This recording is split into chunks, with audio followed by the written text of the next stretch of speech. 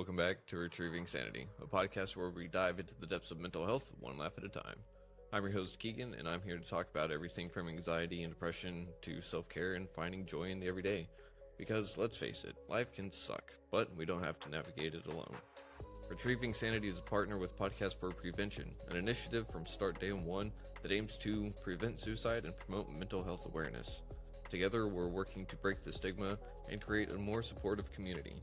So, grab a cup of coffee, sit back, relax, and let's retrieve our sanity together. And today we have a very special guest, and her name is Anne Hintz. She's an inner explorer. I said that right? Yes, you did. You got it. Awesome. So, how have you been doing today? I've been doing good. Yeah, it's been a nice day here in California. Oh, California. At the moment, are you near where those fires have been happening? No, I'm in Northern California. Yeah, so they're a few hundred miles away. Oh, okay. Good. That is good to hear. I can't imagine being that close to something so scary. So, whew. Yeah, I'm in fire country, so we do have fires here, but luckily not many this year, which was nice. Real quick, I know we are going to get into your story, but I didn't really think about it. But a natural disaster zone, does that play a huge part on your day-to-day mental health? Because you never really know when a fire is going to break out, right? Right. Yeah, in the summer, it's definitely on everyone's mind. And yeah, we have that app that checks on the fires, and we have an app that checks on planes, so we can see when the airplanes are up, the fire planes, CDF planes are up in the air, we can see. So with those two, it works pretty well together. So, yeah. That's awesome. And I have boxes packed all the time. I just put them on the shelves. You know, they kind of look like my shelves, but they're boxes I can just grab if I need to head out. Oh, nice. So you have a little bug out box, if you will.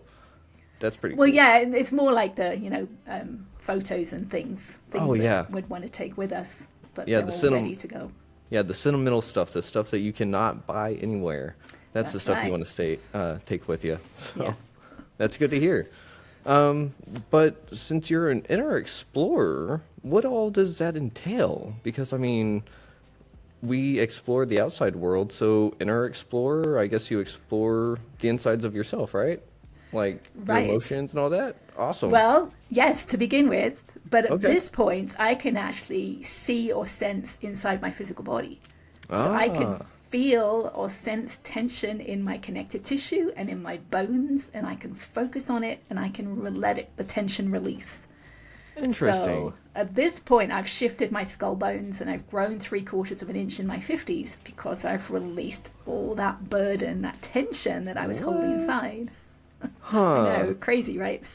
That is crazy. And I'm sorry, you said in your 50s, but I would have swore you were like in your 30s. So, Yeah, I think that's just the computer.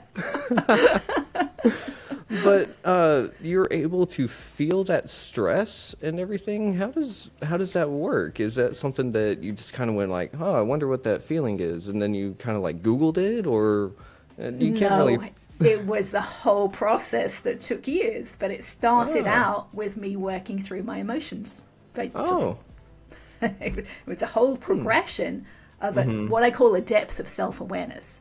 Right, when I started out, I had suppressed my emotions so much. I didn't really know how I felt. Right? I didn't know what my emotions were. It was just, I always said I was fine because I didn't want to know how I felt. But the next level of self-awareness is knowing your emotions. And then the next level is knowing the physical sensations under the emotions. Right? Because if we're feeling something like frustration, we use that word, frustration, to describe a set of physical sensations, right? Particular feeling inside of us. We call it frustration. Well, we can become aware of those physical sensations. I know most of us aren't, and I wasn't, but we can become aware of it. And then, when I worked with that enough, eventually I became able to put my awareness inside my body itself. So I didn't even know it was possible. I had no idea it was possible when I started this journey. It was really strange to me. But that's why I wanted to share my story, because I want people to know what is possible. Okay. Holy cow. That is really cool. And I mean, I think I'm similar-ish because I've never been able to ask people like, hey, whenever you feel this in your body, does it kind of feel like it feels almost like something is being relaxed? I mean, that's the best way to describe it is relaxed. Like I can feel each little tendril, if you will, of the muscle kind of like slowly get longer. And I'm just kind of like, is that what relaxation is? Is that what happens whenever you're meditating and stuff? Is that what that actually is? And Right. is that It's what a you're is that what relaxation at a really deep level. and is that what people are supposed to feel though? Well, eventually, yes. I mean, that sounds pretty far along, right? To be able to feel that release and relax at a really deep level. And if I looked at my story in like simple terms, that's what I could call it. It's a relaxation at a deeper and deeper and deeper level.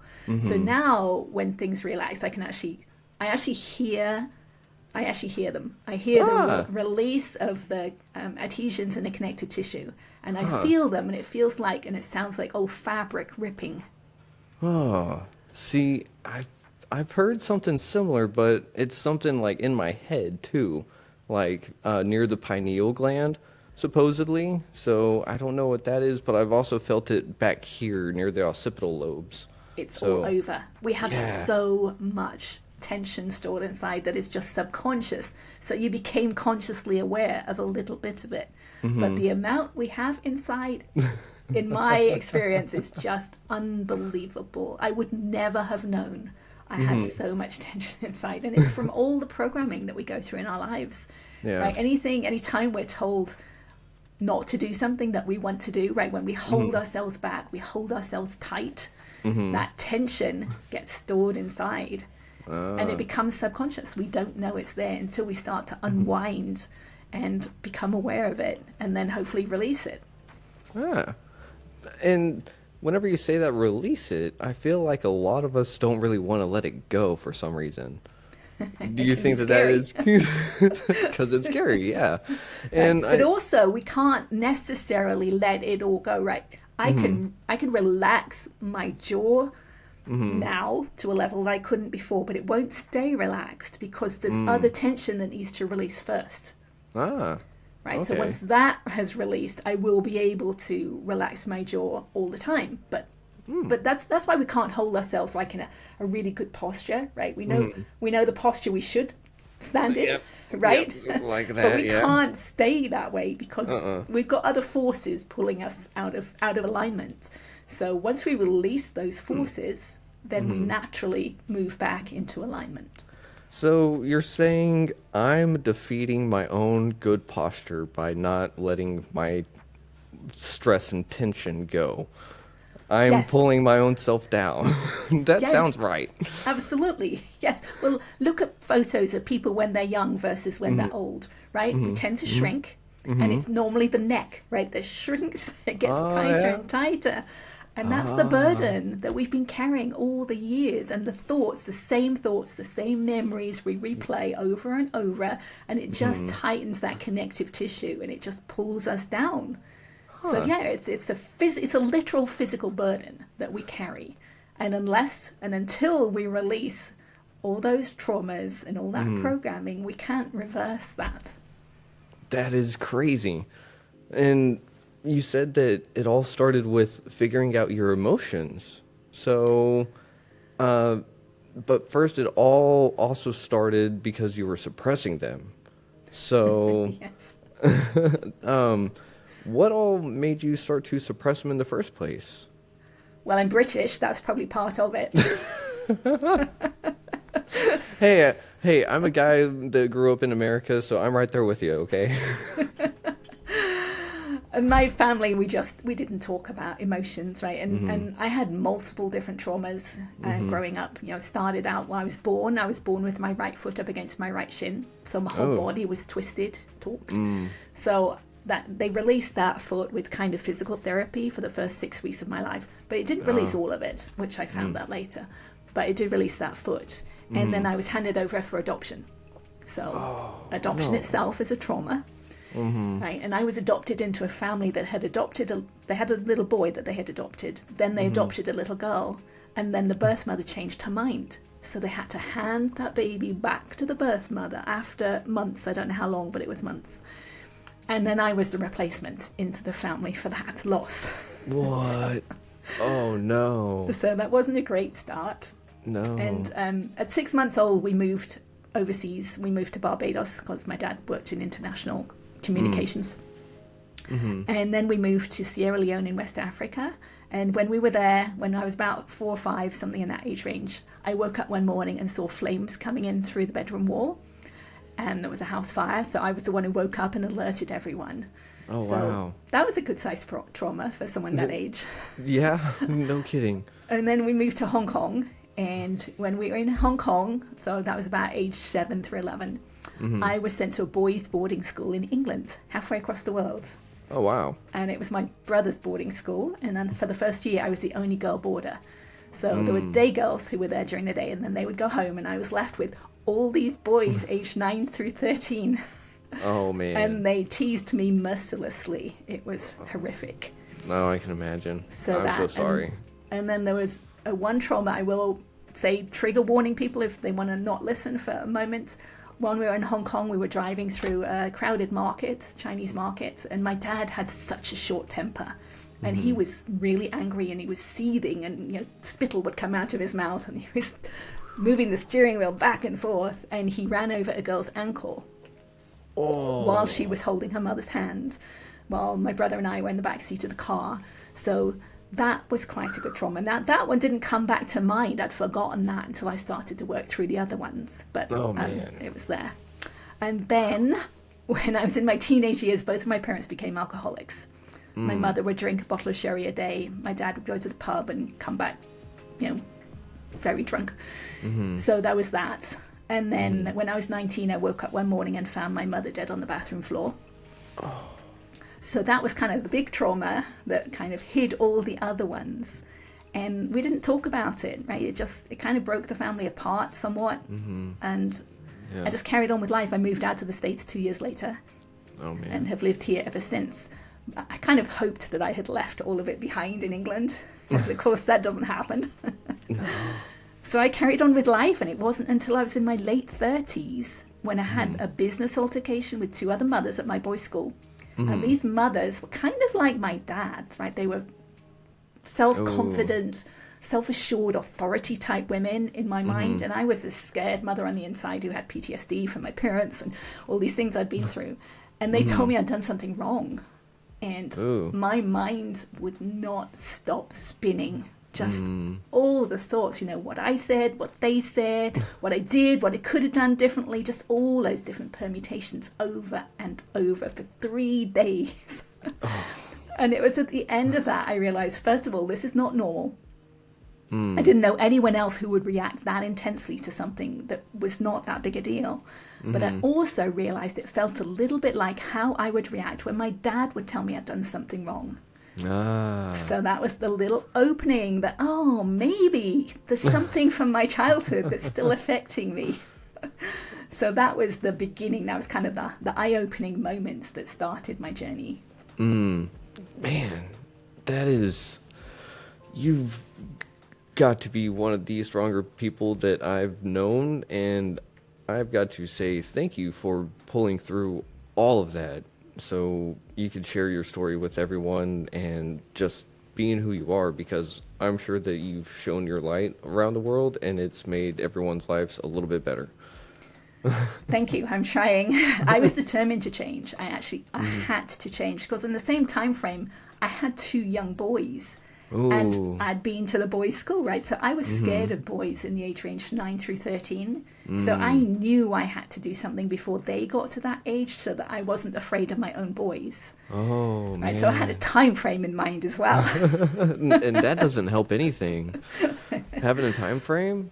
Well, it probably did spur me on, right, to really dig deep and find those wounds and clean them out. Yeah, you do have a good point. Some people don't do well with the deadline, and other people do really well under pressure. Yes. So what made you realize that you were going to be afraid of your own boys, though? Because they're your children. So didn't that seem kind of silly at first? Like, I'm not going to be afraid of my own boys. And then you had that, yes, I will moment. I knew it was a possibility because I'd always avoided young boys. Okay. So, and of course I had 2 boys. I was given 2 boys for a reason, and that was probably part of the reason. I had to work through it. So it was just part of the journey. I just knew I had to change. I was living in fear all the time. I was just afraid of saying the wrong thing, making the wrong decision. I had to change. So, and I didn't know what to do. After this business altercation, I just knew I had to change, but I didn't know how. And in the time frame, I went to a doctor's appointment, and he happened to be a holistic physician. So he had more tools in his toolbox than most doctors do. And he recognized I was more stressed than I should be. I was a stay-at-home mother, 2 healthy boys, but he just saw something. He just knew I was just too stressed. And he asked me on a scale of 0 through 10 what my stress level was, and I said 8. And then he asked me why. And it was that question that made me realize, it was finding my mother dead on the bathroom floor when I was 19, because the tears from that event were still just under the surface. All those years later, it's nearly 20 years later at that point. Wow. Because I hadn't dealt with it. It was just all still living inside of me. So he happened to know a technique that's called EFT, which is short for Emotional Freedom Technique, or tapping. Have you ever heard of it? I've heard of the acronym, but I haven't actually had someone do that. Okay. So it's tapping on specific meridian or acupressure points as you're talking something through. And the kind of normal reaction of the nervous system is to have those emotions come up in you. And the tapping allows the energy of the emotions to release. So he tapped with me for about 15 minutes about my mother's death. And I walked away from that appointment being able to tell the story of her death in my mind for the first time ever without the tears. And that's when I realized that we hold those memories and those emotions physically in our body and that we can let them go. So that was the beginning. Man, and that is crazy that he was able to just sit there and say, no, there's not something right here. And I don't even remember why I went to see him, but it was nothing to do with mental health. So it was pretty cool he did that. But he, as a holistic physician, that is just awesome, because I love holistic healing, and that just goes to show that, they're not that quack level of whatever the other people like to sit there and say they are, because they do have legit benefits to them, and they are 100% real. And it's just great that he was able to see something that maybe someone that pushes pills wouldn't be able to have seen, Right. So, and he had the technique. Now the technique, it does seem a little woo-woo when you first start using it, right? You're tapping on your body. It's like, how can that be something that does something? So it was actually developed by a chemical engineer, which helped me because I have an engineering background. So I like to know something is going to work. Yeah. So I actually went home at the end of that day, and I learned everything I could about it. And it was in the early days of EFT. It's kind of morphed since then, but in the early days, the person who developed it had a booklet, like a workbook you could download, and you could learn it all just for free. And you still can. It's just these days it's moved more positive, and that doesn't work as well. So the original version, in my mind, works the best. But I still didn't necessarily believe it after that one experience with the doctor. So I wanted to try it out. I wanted to experiment. So at the time, I had a 17-year-old cat at home whose kidneys were starting to fail. Oh. And we had to give him a daily saline shot, so an injection of saline solution. And I hated injections. I hated needles. And the first time I gave him that shot, my hand was shaking so badly. And it was, it was emotional for me. It was hard to do, and I knew I wasn't going to be able to do it every day. Oh, yeah. So I tried it out. I tried out this technique. I tapped about every aspect of it, which is something you do with EFT.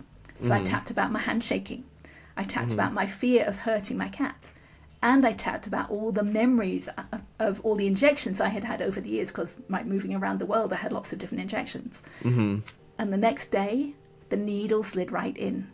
All that fear that had been living inside of me the day before had totally disappeared. Wow. So that's when I realized two things. First, I realized EFT is really powerful. And I realized I wanted to be on the other side of all that fear. So that's when I really started using it, because I was determined to get to that peaceful place that I wanted to be. Okay.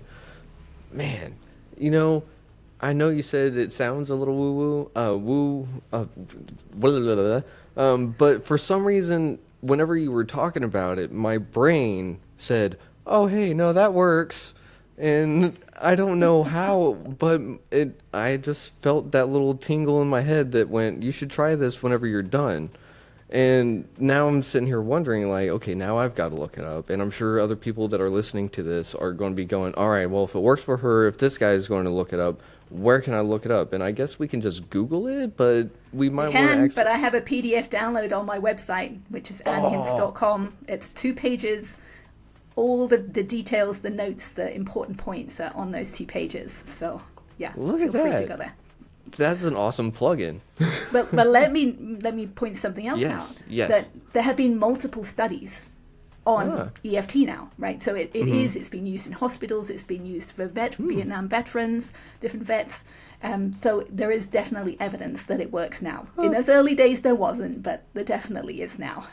That is super cool, because I'm also one of the people that, as much as I want to believe in the who knows what, I want there to be something that I can go, yeah, it's here. It works. It is a bottle of water, because because someone tells me it's a bottle of water and it's a clear liquid, sometimes my brain goes, no. No. Yeah, and that's why I tried it out. That's why I had to do it with the cat, and that convinced me. But yes, there are other studies people can look at these days. Yeah, and what was the next thing that you did with your newfound power? Right. Well, I started noticing during the day. You have to notice first when you're emotional. Because until you notice that, right, you can't do anything about it. Yep. So I would go through my day, I'd ask myself, how am I feeling right now? And then I'd ask myself, do I want to feel this way again? And the answer was normally no. So then I would tap, and I would acknowledge what I was feeling, what I was thinking, and just allow the emotions to release and come back to peace. And then I would carry on with my day and ask myself the same question. Now, to begin with, I could only remember to ask myself once a day. But as the days went by, it got easier and easier. And it does get easier. And each time I'd bring myself back to peace, carry on. And I realized as the weeks went by that I was becoming calmer. I was less reactionary, right? I couldn't be triggered as easily. And it was really nice. But I wanted it to go faster. I wanted more, and I wanted it faster. So I wrote down every trauma from my childhood, every big one, every little one, all the teasing, the words they would say, the phrases my dad would say. It was multiple sheets of paper. And I worked through one each night for an hour to an hour and a half each night until I'd gone through them all. Oh, man. And then, things really started to change, and I really felt different. The thoughts that used to go through my mind, right? I was very judgmental, self-critical. Those thoughts disappeared. They stopped coming into my mind. And it felt like I was living in a different reality, because I've never had a quiet mind, or at least I couldn't remember ever having a quiet mind. And that's when I realized those thoughts that we have, they're from someone else, right? These were from my dad. They were things he had said that I had taken on as my own, and I just replayed them in my mind. And I think we all do that. Yeah, I do think that that's a big one. I do find that a lot of my own traumas, well, maybe not traumas, but the stresses that I carry around tend to be the cage that other people have built for me, and I'm trying to live in it and carry it around. And it doesn't really work that way. Well, it does. I mean, that's the problem. It does, right? We keep going, and then we do it to our children, right? We tell our children the same things, and then they're programmed, and they do it to their kids until we want to break. Right. And I guess maybe it takes a special someone to break from this programming, because then once that person breaks from that programming, they can start the other programming, the healing first, and then reprogramming the bad code. Does that make sense? It does. And I think more of this information is being shared, so there are more of us doing this. Yeah. I remember when my kids were small, after I'd started doing this work, but I wasn't as far as I am now, that my dad used to say, one of the things he used to say was, stop crying or I'll give you something to cry about. Yep. I remember that thought coming into my mind with my boys, but it never came out, right? Because I'd started this work, right? So I was aware the thought was there, but I never let it out. And I think more of us are hopefully doing that. Yeah, and it is something that has been going around, like you said, people are starting to have a shift somewhere, and it's so great to see people breaking out of the cycle of addiction, the cycle of trauma, and all of this. But there is a caveat with it. It sucks to go through. It does. It does. But eventually I got to the place where I realized those emotions and those memories are simply energy stuck in the body. Now, it's easy to say that. Right, that's what I'm saying. It's easy to say it. Yeah. But I got my mind around that fact that it's just energy stuck inside the body. And once we let it go, it's gone. Right? Those memories and those emotions, they don't live outside of us. All they do is live inside of our body. And we can let it go. And once we let it go, it's no longer there. Yeah. And that's what this work does. Now, not all work, not all inner work does this, right? I don't think meditation does this quite the same way. It's the physical component of releasing the energy that's stored in the nervous system that allows us to change at a deep level. Yeah, it almost sounds to me like a drum, because percussion, it's a hit, and whenever, like, have you ever seen a hi-hat or a cymbal crash in super slow-mo? Like, a solid metal disc suddenly warps and gets all sorts of funny looking from one hit. And it's the same kind of thing, I think. Just, it doesn't look like it's doing much, but underneath the surface, it's doing a lot more. Right, it's those vibrations that's changing things inside of us. So, and with energy, though, like you said, once it's gone, it's gone. And do you think that that's why some people don't want to let that kind of stuff go, is because, oh no, I liked that memory a little bit. Well, the memory stays. I mean, sometimes you have to go after it and find it if you want to remember it. But it's the emotion that goes. And once the emotion is gone, it no longer needs to come into your mind, because there's nothing. The thoughts and memories come into our mind because there's energy stuck inside with them. So something triggers that memory or that thought, and it comes back up. And once we've let go of it, it just doesn't need to anymore.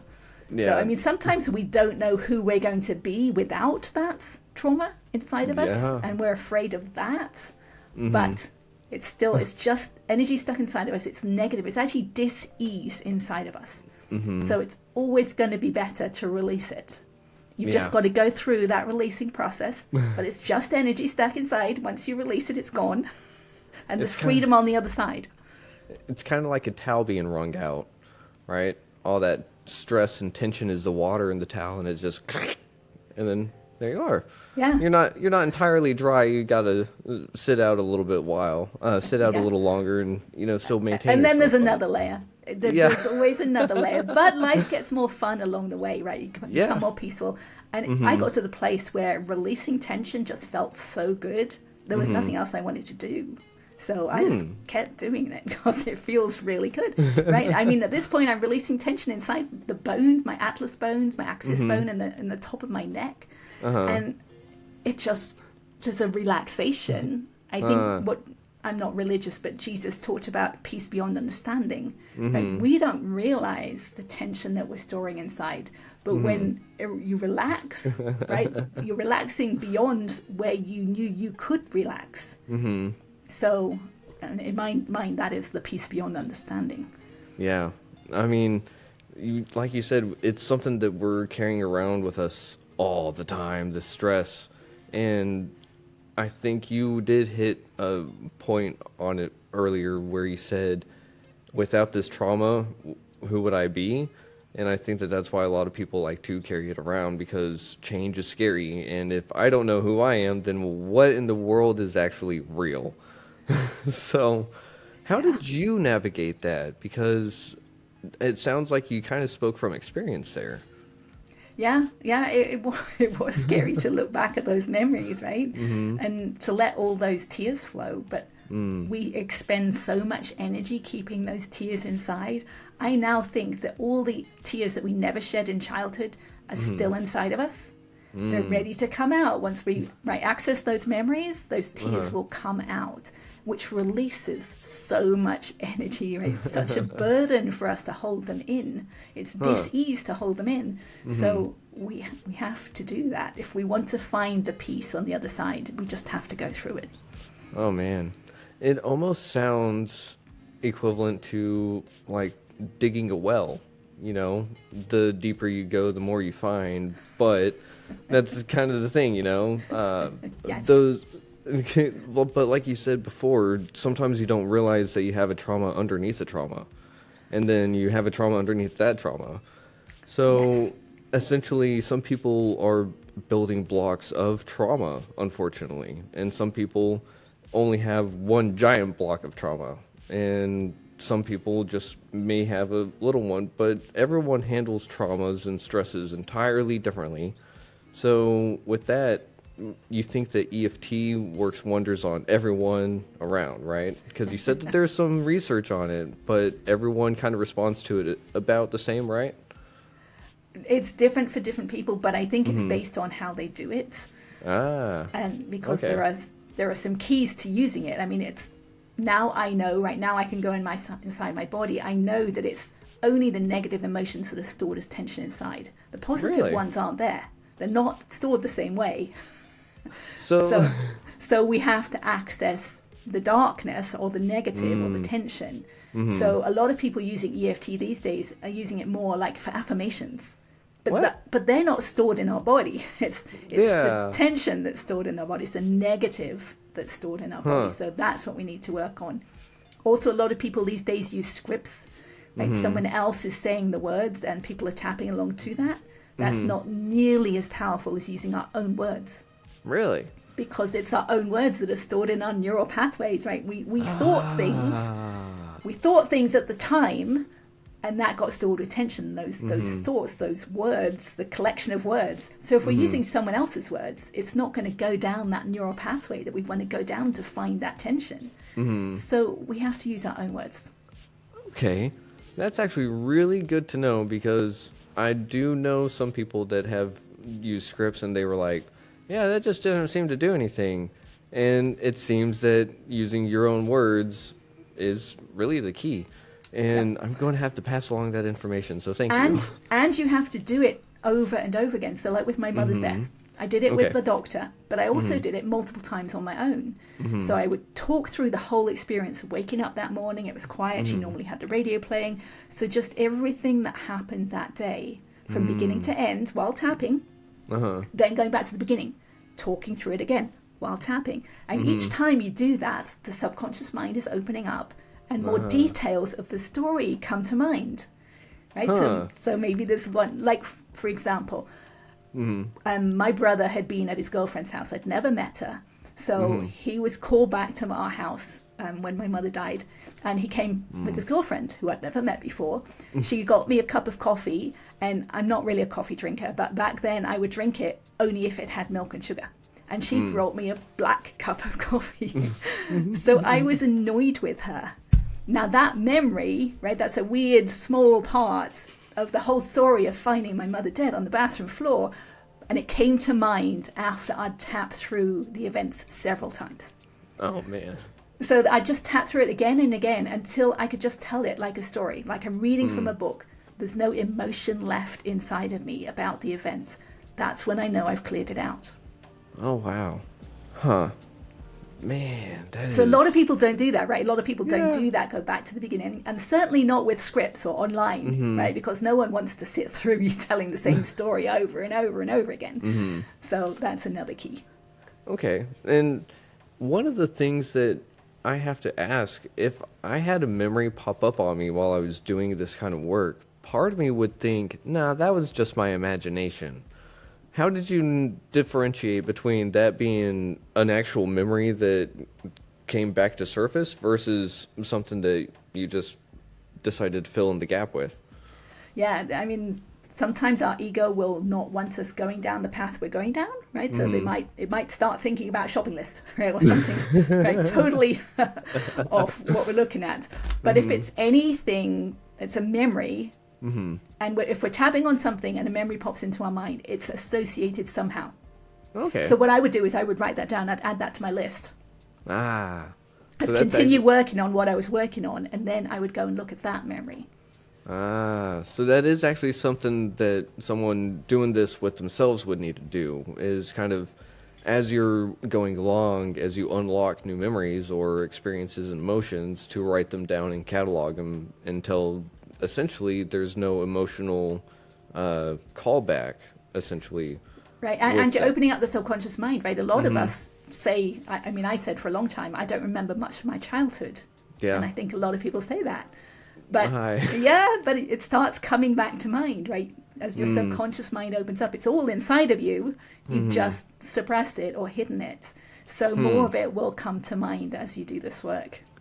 That's so interesting. Do you think that you've gotten near the end of it? No. Well, I mean, yes and no. So let me go into step 2 of my journey. So what we talked about was EFT, and that was kind of step 1. Yeah. And as I was doing it, I said that subconscious mind is opening up. Along with that, the self-awareness is deepening. So I became aware of my emotions. Then I became aware of the physical sensations underneath the emotions. So I could feel where tension was in my body. I could feel where frustration was, where sadness was, where fear was. And then I just spent the time to feel those feelings. Because I'd been in a group at the time, and the guru, the head of the group, every week he would say, you don't have to meditate. It's all about feeling your feelings. But when he said that, I didn't know what my feelings were. But I was doing this EFT at the time out of the group, and I became aware of my feelings. So what does he mean by feel your feelings? I didn't know what that meant. So I thought, okay, let me try it. Let me see what he meant, see if I can do it. So I was doing the dishes one day, standing at the kitchen sink, and I had a thought that I could tell had some emotion around it. I can't remember what it was, but it might have been something like, I'm afraid of making a phone call. Right, so that's a thought with fear. So I think the thought, feel the fear, right? I could feel it in my stomach area, my solar plexus area. So then I tried to feel it, but I realized every time I tried to focus on it, I would take a breath or I would move and I would lose my focus on the feeling. So I had to hold myself like a statue. I stopped breathing. Once I could feel where the fear was, I didn't take any more breath. I just held my breath right there, held myself like a statue, and just focused on feeling that fear. And at some point, obviously, I'd have to take a breath. And then I would think the thought again, feel the fear again, noticed it had diminished somewhat. So then I would do it again and again and again, just like with the EFT, right? Talking through the story. Now I'm feeling the emotion over and over again until it was fully gone. Oh, wow. And at that point, it becomes easy to make the phone call, right? Because there's no longer any fear. Yeah. Yeah. So I started doing that every day instead of the tapping, right? At that point, I didn't need to tap so much. I would when I was triggered, but I would lay on the sofa and I would bring collective traumas to mind because I'd done my childhood at this point, right? So I would think of something like 9/11, right? We all have our own experience of what happened that day. We watched different things or we had heard from different people. So I brought all those memories to mind and just felt them, just felt those feelings and allowed them to release. So that was like a deeper layer of tension that I was releasing. And at some point, I became able to keep my awareness inside my body after the tension had released. It's a weird thing to experience, even hard to put into words, right? But that's what happens, right? So imagine you have a stomach ache or a toothache, right? You can feel, you can sense where that pain is coming from. Yeah. But once the ache has gone, You can't put your awareness back inside that tooth or back inside your stomach because there's nothing calling your attention to it anymore. Yeah. I could put my awareness inside my body, and I could move it around, and I could notice where there was tension versus no tension. So I would find a place with tension, focus on it, just feel it, just accept it, acknowledge it, just look at it, but not try and change it in any way. And it would release. So then I would do the same thing over and over and over again. So I'm doing exactly the same thing as I was with EFT and with feeling feelings, but now at a deeper level inside the body. And so it took me many, many months of doing that work in my torso before I could put my awareness inside my head. And that was mind-blowing because the pain inside my left cheek was unbearable. It was so intense. And it had been there my whole life because it was connected to my foot that was up against my shin when I was born. What? Through the connective tissue, all the way down there. So that made me realize how much we store inside. We're just not aware of it, right? It's in our subconscious mind. We just don't know it's there. But it's crazy. affecting us. And, man, I could not believe that would affect your foot. What? Well, it's on the connective tissue. I'm sensing through the connective tissue. That's so it took me, I'm interesting. still working on a little bit of it. It's kind of pulled apart. It was like a big knot to begin with, and it's now just these little pieces left in different places. But I know there's still a lot of tension left in my skull. And I think once it's all released, my skull will be symmetrical. It's not right now. It's not right now. And my neck isn't either. So I still got a lot of work to do, and I can feel it, right? I can try and relax, but I can feel I can't fully relax because I can feel there's tension still left in the bones. So that's why I know I'm not there yet. Fair enough. How many more inches are you trying to grow? Well, I think there could be another inch in me. Yeah. Fair enough. Yeah.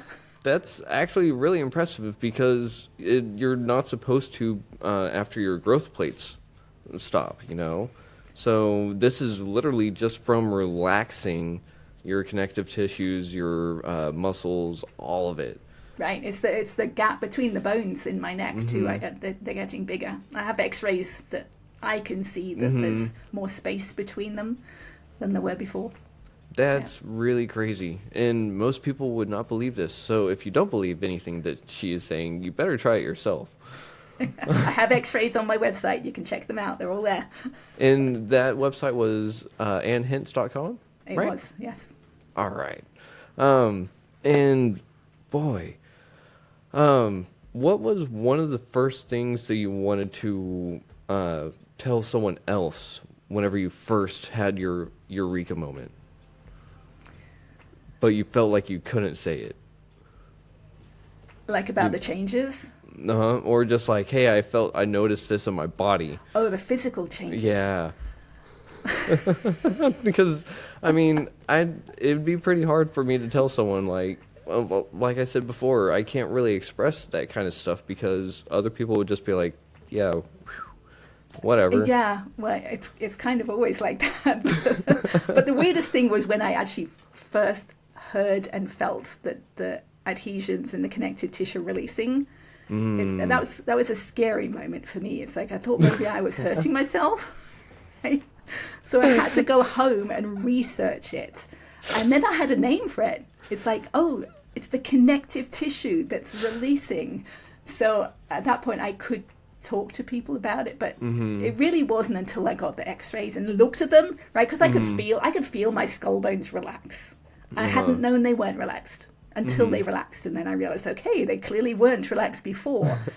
But I could say that, but that doesn't mean anything until. But then I got the X-rays, and then I looked at the old X-rays because I knew things had shifted, and I could see the differences, and that's when it became easier for me.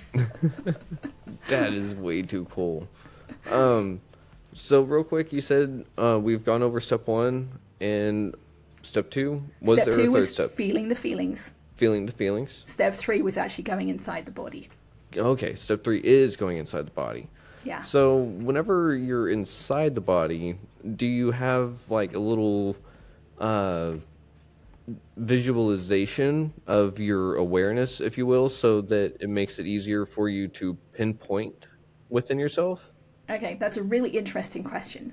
So, visualization is kind of in the thinking mind, kind of like imagination. You're in your thinking mind. When I'm doing this, I'm out of my thinking mind, I'm in my sensing mind.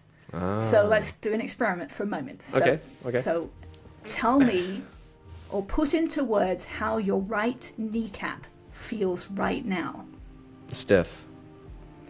Okay, so there was a very short moment, because that was very fast. There was a very short moment that you went inside and you sensed your knee. That is what I do. That is the sensing part. You then translated that into words using the thinking mind.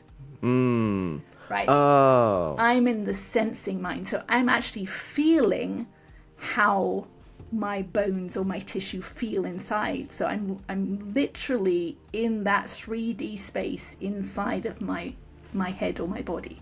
Oh, okay. Huh. That makes more sense now. Yeah. So that's why you can't really put it into words, because there's no words associated with it. Right. Right. It's kind of like, how do you describe something that doesn't exist? You don't. Because it's awareness. Yeah. Right? You're being aware of somewhere. So you were aware of your kneecap for a moment. So I'm just able to do that for longer. Right, and it's pretty intense now. It's like a laser beam. And I can hold my awareness on tension for, it's still only a few seconds. It's not a long time. And the adhesion will release, or my neck will crack, which is another adhesion releasing. So, yeah. Oh, man.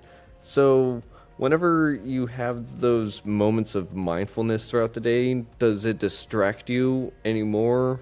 Like it first did? You don't have to stand like a statue all the time now, right? Like you're not just walking along and you just go, whoop. All right, now we're good to go. Right, yeah. Now, to begin with, I did. And once I was able to put my awareness inside my body, I had to focus on it. I had to close my eyes and actually focus on doing it. Now I can multitask. I can do it many times. Like during the day, I can do it when I'm doing the dishes, when I'm watching TV, when I'm walking. So yes, it's much easier to do now. And I do it much more often. I mean, my neck probably cracks 50 to 100 times a day. Oh, man. It's just loosening up. But it's really interesting to watch. And there's again, I'm not religious, but in the Bible, the phrase stiff-necked people is in there like 18 times. I mean, what does that even mean? I'd never heard of it before. But I looked it up once I looked up the word neck in the Bible once my neck started to release. So years ago, I couldn't bend my neck here. It would not bend. I have a video of it. But now I can bend my head, my skull on top of my neck. Oh, wow. Because I've been releasing that tension in the axis and the atlas bone. So it's the two that allow that movement of the head on top of the neck. So it's really interesting to see that connection. It's like, okay, you're not supposed to be a stiff-necked person, right? It's not a good thing. And this helps to release that. Oh, man. Okay, so what happens whenever you crack your neck and you're just kind of standing there?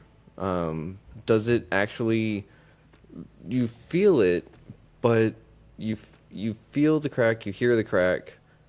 Does it actually give you that little bit of a, not endorphin, but like whenever you normally crack your neck, you know what I'm talking about? Yeah, I never used to crack my neck. I never used to. Because you couldn't. Okay, that's right.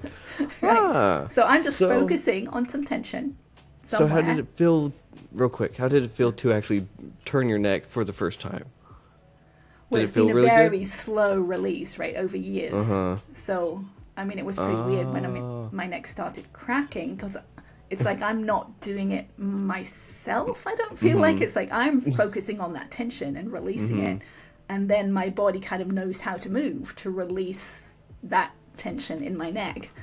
And so it just happens. Oh, so you said you let your body kind of, it knows where to move. So you kind of let your body go on autopilot, it sounds like. Yeah. Oh, that's really cool. Huh.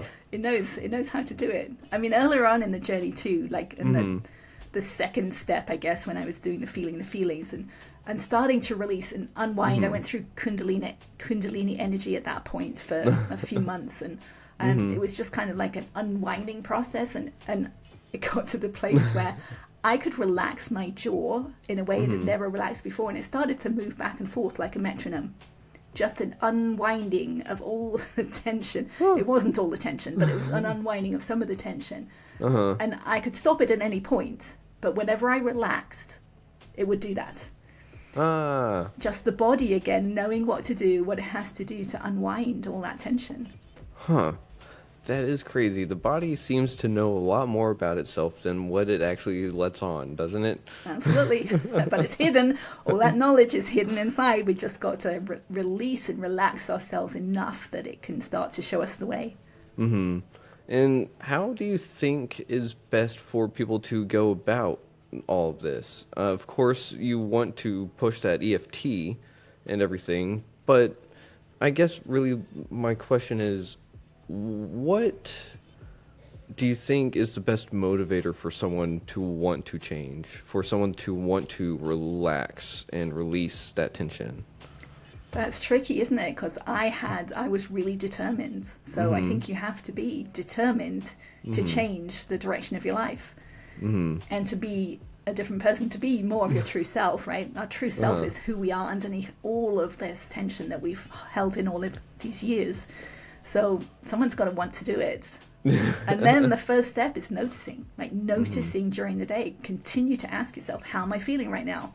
Right? Am I being triggered by something or not? Right? What am I doing? Just noticing during the day. And then some people might be able to go straight into step 2, right? Some people who have awareness, a deeper level of awareness than I started with, might be able to feel those sensations of the emotions and just sit in them, feel them, and allow them to release. But the key thing that I learned along my journey, well, one of them, was that it's all about acceptance, right? We're not trying to change anything.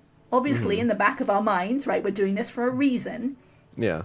But the tension releases once it's accepted and acknowledged as it is. It's just felt the way it is. Just like a friend coming to you and wanting to tell you, right, everything that happened. They don't want you interjecting or trying to change them. They want to be accepted. So we need to accept what happened in those traumas. We need to accept the emotions. We need to accept the sensations and accept the tension.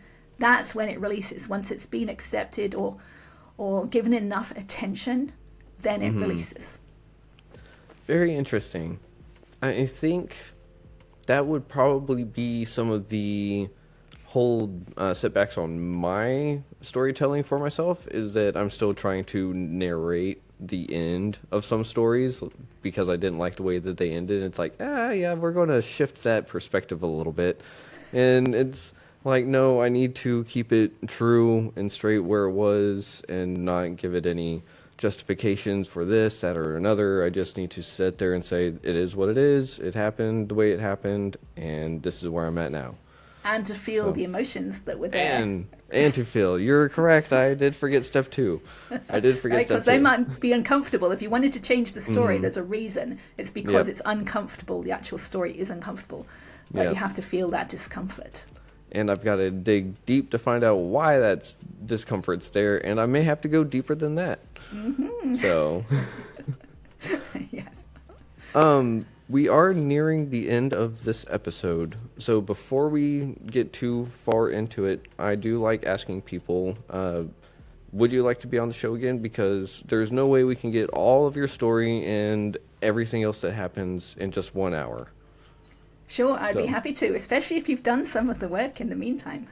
Sweet. Yeah, and that way it can be kind of a checkup and just... we can see how much more you've grown. We can see, have I grown any inches? And we can see just, well, I can probably come up with at least one good story in between then and now, you know, of like, well, not story, but experience, I should say. Because the story and experience, 2 totally different things. Yes. Is there anything that you'd like to leave the audience with for this evening, or any time of day, whenever they're going to be listening to it, really. Sure. I love to let people know that there's a greater depth to life than we're aware of, because I didn't know it when I started. Right now, I can hear not only with my ears, but I can feel sound vibrations throughout my body, right? Which makes listening to music a lot more fun. But I can also hear or feel vibrations like from a conversation, right? There's a depth to it that wasn't there before, right? When just hear with your ears, it's not the same thing. And I've released so much tension in my head that I can actually sing different notes. My voice has changed because our skull is our echo chamber for our voice, right? So that's changed. I can also see into other people more easily. I can tell when they're holding tension in their bodies, because I can see that in myself. Yeah. So it makes life more fun. So I really encourage people to do this work. That is awesome. And one more time, your website? My website's annehintz.com, and There we I'm go. very active on Facebook, and I have a YouTube channel. And I have one thing that I'm putting on this summer, one in-person event, which is a retreat for women who've lost a parent. And we're going to do all this work. We're going to go through and release all the trauma from the loss of a parent and their childhood with the parent and their future without the parent. So I would love any women to join me on that. That is super awesome. That reminds me that we've really got to push this episode out there then. Try to get that attendance level up there really high. And when is it? Is the date to be determined? It's in July. In July. Okay. Yes, 25. So, sweet. Then we'll make sure to get this episode out there, push it to as many people as we can, try to get that attendance level up there. I'll be working on some EFT stuff from the 2 pages, right? They are on AnneHintz.com. Yeah. And then we should check in. I don't know. How many months do you think we should check back in? It's got to be a little bit. It does. It does. So maybe summertime. Okay. So how about let's check in after your retreat? Okay. Of sorts. Okay, That sounds maybe like August. a good time. Yeah. Okay. Okay. Sweet. Sounds good. Great. Thanks for the great conversation and great questions. Oh, no. Thank you for your great story and for your great perspective and for letting me know that we can all change our perspectives if we just relax a little bit. We can. So everyone out there listening, thank you very much for listening to Retrieving Sanity on WDJY 99.1 FM. And once again, this is your inner explorer, Anne Hintz. And this has been Keegan with Retrieving Sanity. So we'll check y'all next week. Shalom. All right. And stop recording.